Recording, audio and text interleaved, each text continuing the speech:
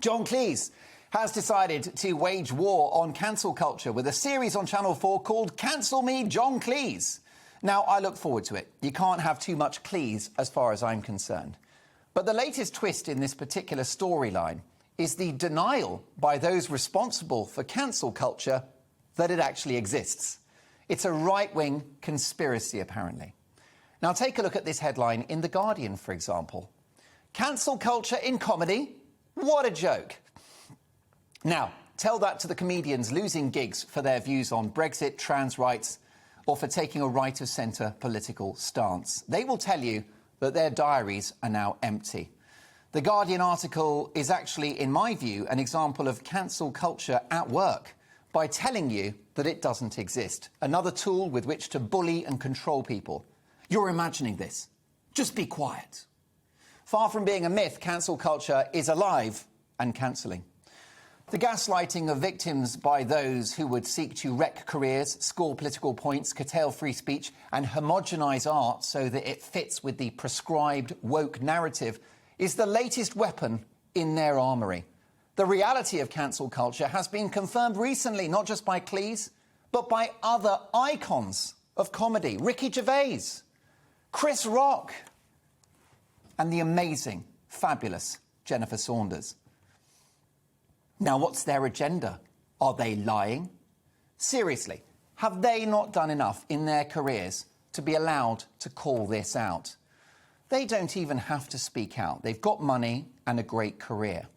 But they do speak out because they imagine themselves working today as a younger person starting out. They imagine how afraid and cautious they would be. And I don't think any artist should ever be cautious.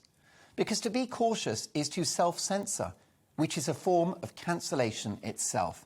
Don't take my word for it. Young authors may indeed be self-censoring because they worry they'll be trolled or cancelled, according to celebrated writer Kazuo Ishiguro. Kazuo, who won the Nobel Prize in Literature in 2017, warned that a climate of fear was preventing some people from writing what they want. He said they may be concerned that an anonymous lynch mob will turn up online and make their lives a misery. He went on to say, I very much fear for the younger generation of writers. Artists now exist in an environment where they think twice about what they say or do. Before cancel culture, work was produced and the public either consumed it or they didn't. But there are now organisations and high-profile individuals who are policing the cultural content that we now consume. So it's time to cancel the cancel culture, or there won't be any more John Cleeses, Jennifer Saunders, Ricky Gervaises or Chris Rocks. Even Shakespeare, the greatest playwright in human history, is currently being decolonised by the Globe Theatre, which is going some, given that he existed pre-empire, before we actually had colonies. You couldn't make it up. And of course, he's being rewritten to be generally less problematic. But who decides what is problematic? We're in the territory now, aren't we, of Chairman Mao.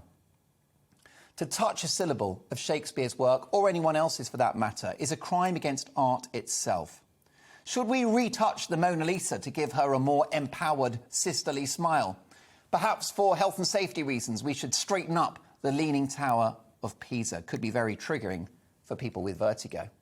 So who's next for the chop? Charles Dickens, Mozart, James Brown, the Beatles? All great art is problematic. It has to be. That's why it provokes, stimulates and inspires.